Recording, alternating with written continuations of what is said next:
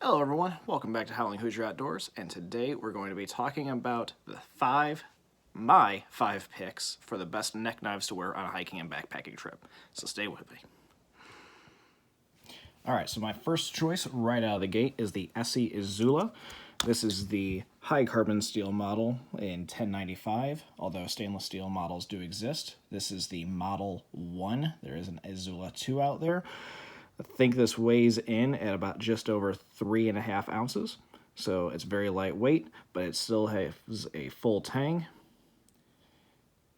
A lot of the sturdiness and ruggedness of a fixed blade survival knife, but in the package of a neck knife.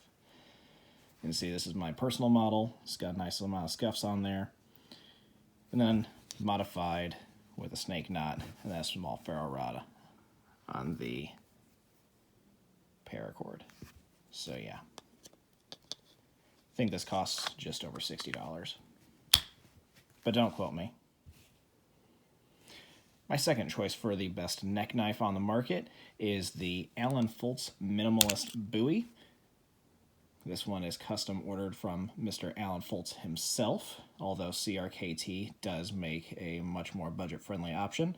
And it does come in multiple blade shapes. I know there's a karambit style, I know there's a drop point style, there's just the Bowie, I know there's a Warncliffe style.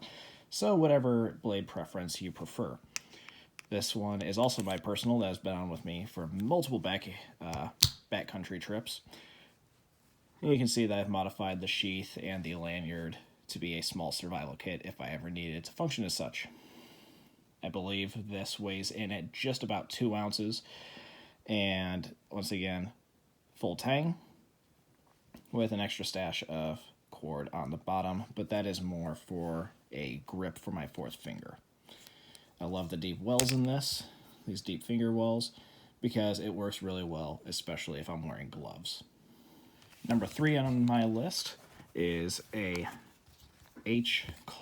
Heather Clark Custom. I'm not entirely sure if this is a custom. I do believe that there was a production line of these. Whether or not you can still find them is questionable.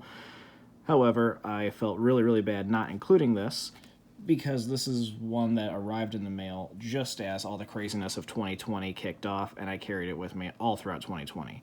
This is also a collaboration between North Anvil Knives and Tools. You can see their logo there.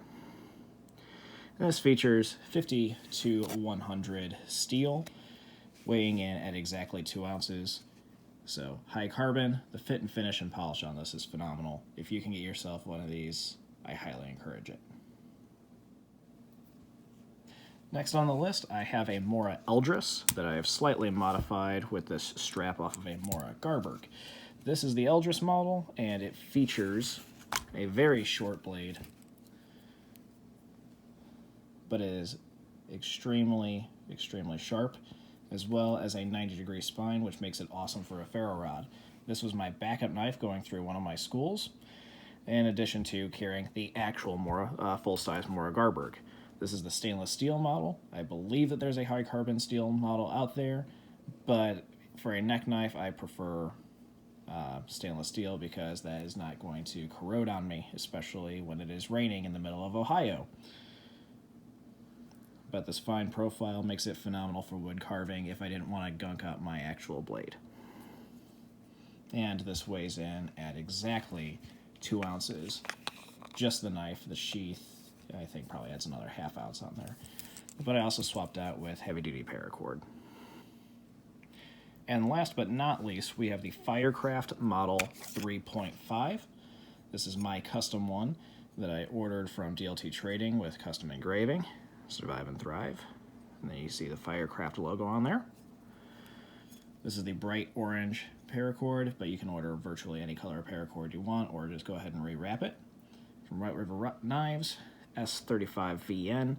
But one thing I will say is that this knife is significantly larger than virtually any of the other knives that we've talked about. And this is because this was designed to be either a neck knife or a full-size duty knife. If you look at the sheath, you can see these additional rivets here, and it came with a detachable belt loop, so if you needed to scout carry it, you could do that.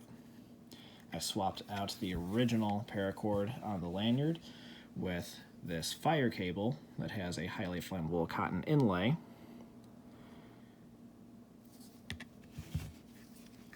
Just if in the event that I needed to do so.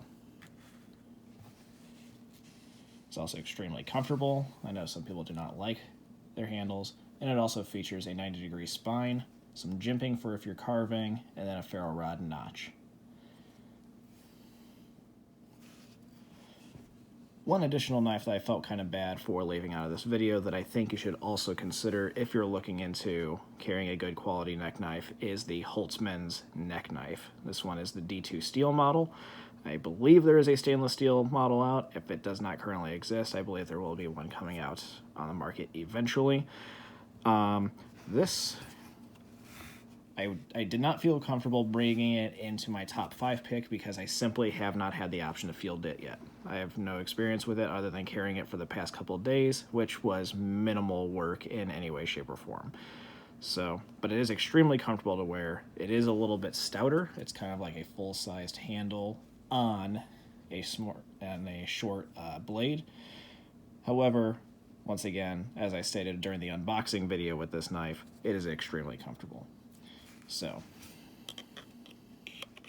at least put that under consideration.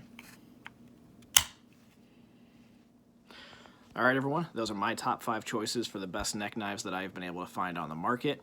Some of them are not really budget friendly, some of them are very budget friendly. All of them, with the exception of the Holtzmans, has been fielded and tested by me personally. I've got a lot of dirt time with every single one of them. So if you guys have one that you personally have one that's just near and dear to your heart that I needed to go out and field test and try, please go ahead and leave it in the comments. Anyway, folks, thank you all for watching. Stay awesome.